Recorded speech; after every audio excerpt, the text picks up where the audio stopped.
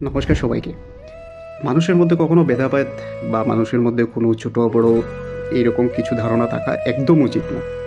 কারণ এতে যে বৈষম্যতা আছে, হারমোনি যেটা আছে তাতে আঘাত হয়।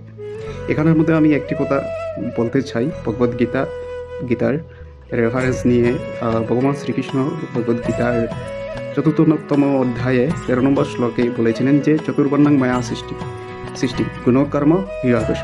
এখানের মধ্যে যদি আপনি ভগবদ্গীতা পড়েন তাহলে একটা জিনিস দেখতে পাবেন, ভগবান শ্রীকৃষ্ণ কোনো জায়গায় ছোট বড় উঁচু নিচু এই সব কথা বলেননি।